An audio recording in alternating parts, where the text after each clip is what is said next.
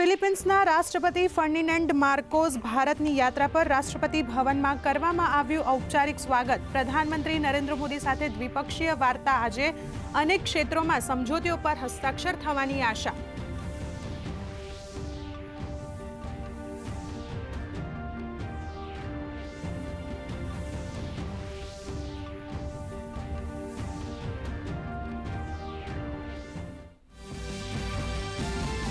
આજે એનડીએ સંસદીય દળની બેઠક શરૂ. ઓપરેશન સિંદૂર અને સંસદના ચોમાસુ સત્રમાં પ્રથમવાર એકઠા થયા એનડીએના સાંસદ.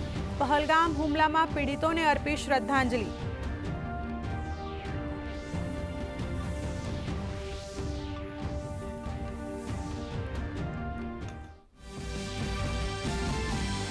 સંસદના ચોમાસુ સત્રનો 12મો દિવસ. બંને ગૃહોમાં અગત્યના વિધેયકો પર કરવામાં આવશે ચર્ચા. લોકસભામાં 4 વિધેયકો પર ચર્ચા અને પસાર કરવા માટે કરાશે રજૂ.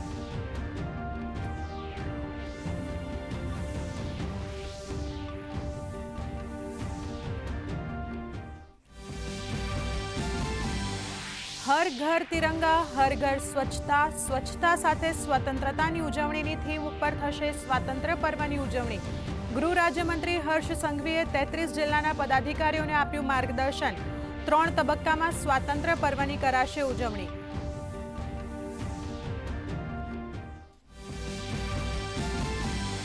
વડોદરા મુંબઈ એક્સપ્રેસના વાહનો માટે દહેજ જવું બનશે સરળ. ભરૂચ જિલ્લામાં ₹400 કરોડના ખર્ચે 46 કિલોમીટરનો 4 લેન લેશે આકાર. મુખ્યમંત્રી ભૂપેન્દ્ર પટેલે સ્પોર્ટ્સ કોમ્પ્લેક્સ સહિત વિવિધ વિકાસ કાર્યોના કર્યા ખાતમુહૂર્ત અને લોકાર્પણ. તો મુખ્યમંત્રીએ સ્વદેશી વસ્તુઓ ખરીદવા કરી હાકલ. રાજ્યમાં ભારે વરસાદની શક્યતા નહિવત. આગામી 6 દિવસ કચ્છ અને સૌરાષ્ટ્રમાં હળવાથી મધ્યમ વરસાદની આગાહી. રાજ્યમાં 51 ડેમ હાઈ એલર્ટ ઉપર. તો ઉપરવાસમાંથી પાણીની આવક ઘટતા સરદાર સરોવર ડેમમાં પાણીનો કુલ સંગ્રહ 77.95% પહોંચ્યો. ઉત્તરાખંડમાં ભારે વરસાદથી જનજીવન ખોરવાયું. ભૂસ્ખલનના કારણે અનેક રસ્તાઓ અવરોધાયા. તો હિમાચલ પ્રદેશના સોલન જિલ્લાના કસોલીમાં ભારે વરસાદ. હમીરપુર, મંડી અને સિરમોર જિલ્લાઓ માટે યલો એલર્ટ જાહેર.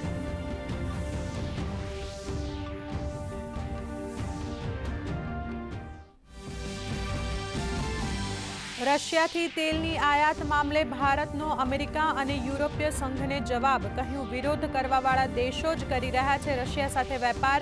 ભારતને નિશાન બનાવવું તર્કહીન.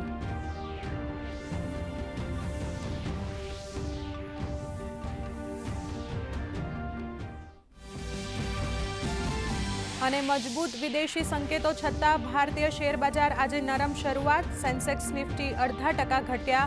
કોમોડિટીમાં મિશ્ર કારોબાર. તો રૂપિયો ફરી ડોલર સામે ગગડ્યો.